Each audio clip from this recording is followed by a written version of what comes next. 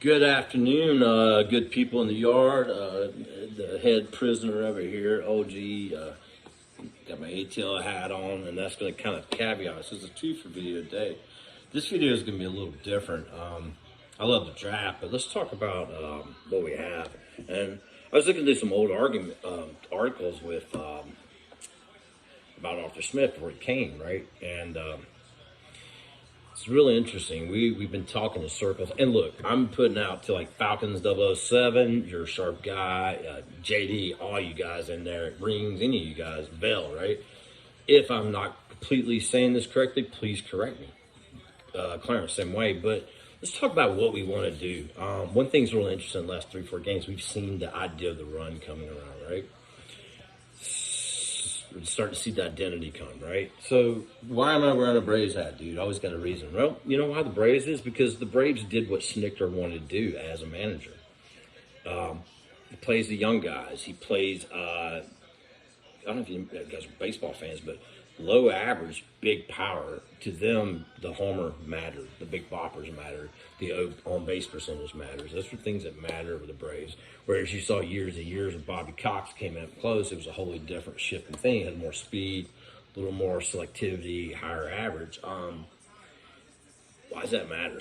Because manager usually is only as good as what he gets to run, right? And that's the same thing with football too, right? So what does Smith want to do? Let's stay on that side of the ball. You know, what will it take to take the other Atlanta franchise to get to the end goal, which I'm sure every end goal of every fucking manager in the world, every GM is what? To win a world championship. So how do we at least get better? All we can do is look at past data. And again, if I mess this up, but we know for a fact that Smith is a run-based offense supplemented by play action. I think the term balance gets out of whack a lot. What does that mean? It doesn't necessarily mean equal distribution of run pass. I think it means balance in terms of how I can attack, what my capability is. What I thought found interesting, I'm reading one article right before he came, and I'm going to give credit, I think it is. Let me make sure I'm correct. Sports Talk Atlanta, and it's some sharp football stats. Some guys know 36% of the Titans' run plays came out of 12 personnel, 31% out of 11 personnel. Wow. What does that mean? 1-1 or 1-2 is a running back tight end personnel, which has 2 receivers. Isn't that crazy? 2 receivers. So, we've already talked earlier about the past Smith rosters. Vel, you confirmed it, and Vel is all about Titans. If you want to know anything Titans, ask Vel. He helps me out a lot. Johnny Smith, Delaney Walker, Michael Pruitt, Anthony Fursker. The list keeps going. A lot of tight ends. They rotate them in. Lots of running backs. Vel brought up a good point, too. They carry 4 or 5 running backs. And one thing missing on this roster, which is interesting, that Vel, I'm going to give you credit for again, is we don't have an airback, a scat back. He has at least one of those. He does have a plethora of receivers, but they tend to be bigger guys. Corey Davis, A.J. Brown, Julio would be. Look at the weights. I think Corey Davis is 6'1 or 6'2", 210, if I'm not mistaken, 205. Y'all know A.J. Brown is massive, 6'3", 225 or some crazy shit. These guys can block, right? So, again, going this stat, 11 personnel and 12 personnel. 36% of the Titans run plays, came out of 12 personnel and 31% 11 personnel. What does this tell you? I mean, this is what he wants to do. It also means, check this out, of the Titans' total pass plays, which were play action based, a lot of this, 49% came out of 11 personnel, 30% out of 12 personnel. 79%, think of it, came out of that personnel. So what do we have? So when you look at this, we know that he wants to run the ball. We're seeing that now. We know his identity. We know he wants to play action. We also know he likes to attack the middle. If you look at those Titans thing, we don't have enough tight ends. So how do you fix that? I think somebody came up the other day with Pitts. Pitts has spent something like 80%, however, as a receiver right now. And someone says, is that right? Don't know. It's a good question. I think you got to look at the influences of them. Matt LaFleur obviously was an influence. Obviously, Mike Mularkey was an influence of Smith. And again, the emphasis on tight ends. So how do you get better? What do we go into the league looking? What do we go into next year looking at? So What do you need? You need tight ends. What tight ends do we have? Do we even really have a tight end? Is Pitts even used as tight end right now? Probably not. Does that mean he used the ability? So how far off are we? So I'm asking you guys a question. How do we improve it? I mean, right now, the biggest problem we have is obviously pass protection, right? We talk about it over again, beat the shit out. Did you guys notice something, though? We're running two tight ends. How do we get that pass game going? Is Hurts going to come back? That's one question. So tying this all together, so back to what, like Snicker did. So when Snicker and Anthropoulos won the game, what did they do? When Acuna got hurt, they're a five-star guy. They're a five-tool guy. What did they do? They went out and got Jorge Soler. I think he had 48 homers. Not necessarily a decent OBP, not a great batting average. You got Rosario, again, big homer guy, 33, 34 bangers. Jock Peterson's known for banging, not average. So what did they do at the deadline? They brought in guys that fit, right? Baseball's obviously a different sport. When you draft people, it takes years and years and years. They got 30 picks, or where the fuck it is they got, But again, when you got a GM like Anthropoulos, for example, Braves, what did he do? He didn't go out and go get a speedster leadoff hitter like Kenny Lofton back in the day. He didn't go out and look at it, mighty mites. He went out looking for a specific type of player. And if you look at the Braves Murderers Rows, what was it about? It was about power, on base percentage. They accept the fact that the difference between hitting the ball 25% of the time, 250, and the difference between hitting the ball 30% of the time, 300 is not enough impact if it's all singles. What they were looking at is, let's say a guy gets 100, 20 hits a year, like Duvall, another pickup, by the way, big bopper, right? I don't care that he hits about 22% time and gets something like 120 hits if almost 40 of them, one-third of them are a homer, which has people on base.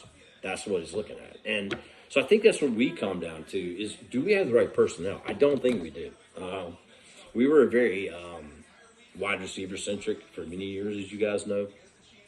I think Julio pretty much counted like 2 or 3 guys, by the way, that probably, you got Julio as an all-pro without a doubt, really feasted. And so our wide receiver course, look at it first. What do we have? Right now, for me, the only guy I really see that I really think probably retention-wise, there's a couple. I think Darby, if he hangs around, Darby's a physical guy, 6 foot, 200-plus guy, can block, mean, physical. Gage is, I think, Clarence, you said best. Gage is definitely good for what Gage is, man. He really is. He's a guy who can go across the middle. Matt likes something, but Gage, they're not 1 and 2s. Do we need a 1 and 2? That's the first question. And what type of receiver do we need? So if you cut down the line of that, we got really like 180, slight guy, It's not around the middle. Notice I keep saying the middle because a lot of those Titans plays down the middle, right? Pitts is, look, like it or not, Pitts is kind of your number 1 receiver in a lot of ways. Whether tight end or wide receiver, he literally is kind of me, Megatron, and I think Pitts will only get better. Hell, all we know, Pitts may be more wide receiver going forward. That's not a bad thing. So when we're going in this draft and we stay on the offensive side, there's 2 things come to mind. You could obviously go O-line. You could. I think we have upgradable pieces. We certainly don't have the depth that we need, critical. So I wouldn't be surprised from O-line picks. I pointed out in other forums some guys I like. I'm going to throw some names out for the new guys. I'm a big Linderbaum fan, center. I think he's one of the best centers out there. I think he has a ceiling that's all pro-ish. Guard-wise, if we're picking that top 10, 15, Kenyon Green looks amazing. I think Kenyon Green's a day 1 dancing bear. I really, really think it's Zion Johnson, is that right, from Boston College? Another left guard I really like. My in-love man crush, if I had to go, because Caleb is coming up for a contract year pretty soon, and, the decision to keep him. I'm really digging on a right tackle down I can't really pronounce it. Dude, he's like 6'9", 6'10", 400 pounds. You could ask Jed, a.k.a. Francis Jordan Morgan, dude, he's a dancing fucking bear. You could actually do. So I could see O-line, but when I look at the receivers, let's stay just the receivers. When I look at receivers, I think I put a mock-up there, so I want to kind of explain it a little bit, the scenario, if you would. You got Traylon Burks and Tolbert, right? And Trey McBride. Okay, to some people, and I think JD pointed this out, Jake, people on the message boards was freaked. Dude, you got 3 fucking receiving targets. You got a McBride, you got Tolbert, and you got Traylon Burks.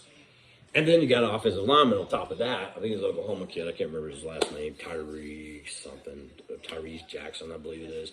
Big, burly guard type. But why would we freak? So adding that 6'3" plus ability, that rugged wide receiver, adding a tight end who can also split out wide and let's do 11, 12 personnel, that's not a bad thing to me. That's an extension of the defense. So if you look at the Smith bringing this off from thing, what is the Smith offense about? And it's really not that much different than, say, what LaFleur's doing in a lot of ways.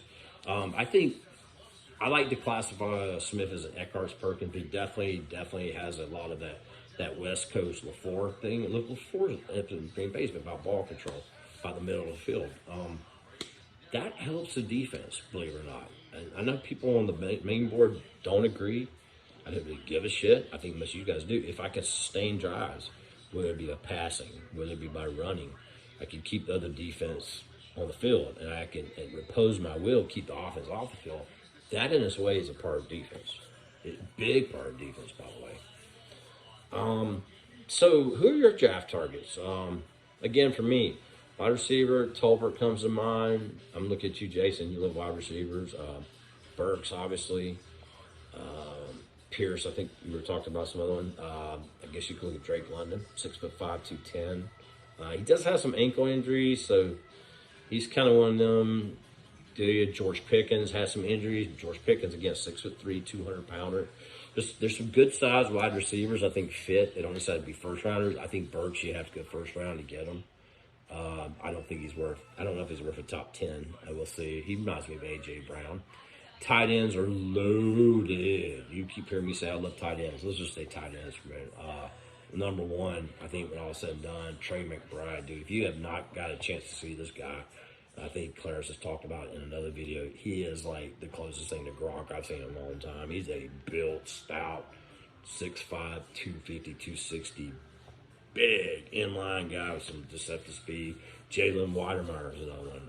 Weidermeyer is a Texas A&M guy. Again, filled out body, 6'5", 260. Inline guys that can catch. I think McBride's more explosive. Weidermeyer maybe doesn't get a lot of separation, but he makes a lot of contested catches. There's a lot of move guys like Likely. Likely's 6'4", 240-ish. Billingsley from Alabama, Jaleel Billingsley. He's a little more of a receiver type. He's almost like a lesser Pitts, 6'6", 235, 240 explosive guy. Noah Wiley is another one. Josh Wiley, Cincinnati, 6'6", 230. Again, kind of more of a big receiver, but a move tight end. Again, great targets, right? They can block them. And Cole, I believe his name's Turner, out of Nevada, another 6'6", 230. So when you look at the strength of this draft, I'm not as fond of the wide receivers for what I think we need. The bigger body ones, I think you'll have to go early for them, but I am very fond of the tight ends. So let me ask you guys a question. What would happen? Let's just throw this out for a draft question, right? Let's throw this about a team building. Based on what you see today and knowing what we want to do, would you be angry if we came in, let's say, traded down to Denver, right? Traylon Burks, grab him, right? Bam, right? Turn around, followed up with Trey McBride or Jalen Weidermeyer. Grab a running back. Walker, I love. I'm like you guys, Walker's a freak. He's like a little CP. But, let's say we get Spiller or Charbonnet or Brees Hall, right? Then we turn around, followed it with another tight end or wide receiver. Let's say Tolbert's one of the picks. Or maybe we just got Burks, McBride or Weidermeyer, Tolbert, running back, and then add another tight end. Would you be angry? And then we add the offensive line. So 4 or 5 of our picks were built towards that. Would you be angry? And then that's a real question, and some are going to roast me because some are say build the damn defense. But I'm going to go back to what I say all the time, and yeah, I guess I am the hippie genius as not God. I don't really think I'm genius, more hippie than that. I'm not really a hippie because I love Poo-nanny and pizza and shit like that, but I digress. I wouldn't be angry because you're not going to fix the whole ball. I don't think you can fix this club completely to the status you want in a year. We have to be tempered. But what if I can get one side of the ball done more efficiently, more effectively, more to the liking of Smith, right? What if I can get that one element stabilized for a while? And, now, Would that mean I would put less on my defense? Yeah. It means I'd have to be clever. Although we see like AO, there are picks we can get. It doesn't mean every pick has to be a first rounder. I'm not as fond of edges as Jed is, but I'll let Jed make his own video or talk about it. But I'm okay with that. What if we have to do free agency more on the defensive side for a while? Maybe we got to get a King Hicks 1 year, 2 year deal. Maybe you got a Malik Jackson 1 year, 2 year deal. Maybe you draft a late round John Ridgeway if it is a D lineman, 6'6", 315. I like that kid, bro. Arkansas in late rounds. Marlon's going to maybe Sting Grady. Maybe we're not putting as much resources initially, and that defense is more scheme based. I still think it would improve. Maybe you re-sign DFJ, who seems to be playing much better, by the way. Much better. He's starting to get it. Would you be unhappy? I mean, and a lot of people would be like booing me. Like, man, fuck you doing? You spent 4 or 5 picks on the fucking offense. Well, let me tell you something, guys. This is my opinion and my opinion alone. And as Cox says, I don't really give a fuck. I'll say my opinion, but I'm going to give you data. I don't think that offense is built. I don't think we can run 79% of our pass plays out of the fucking 11 or 12 personnel right now. We can't. You see it. I'm sure don't think we could run the ball as effectively all the time once you get to more superior defenses out of 11, 12 personnel. We don't have that deeper rotation in those areas. Bill has talked about it in depth. Look at our fucking wide receivers. I mean, I think Darby and Gage are the biggest guys. I mean, Pitts is the biggest, if you're going to count him as a wide receiver, because 80%. We don't have the A.J. Browns. We don't have the C.J. Davises. As sharp as disappointing. We're certainly not as stacked at running back, although I think we're better at running back with Davis and Patterson and kind of Ollie, but it's not optimal. In short, and then offensive line, you guys have heard me talk over again. We are fragile. We are not very deep. We have guys like Gossett who's your fucking backup. Mayfield was not supposed to play this year, as you guys know. And, thank God he's getting time. I don't think we could look at this team on that side of the ball and say we're good to go. So where are we closer at? In my opinion, we're probably much closer to getting what Smith needs, and we can augment the defense. So what's your idea? What's your strategy going for? And last but not least, I think I brought it up before, Brandon, what do you predict the final outcome? Are we going to make the playoffs?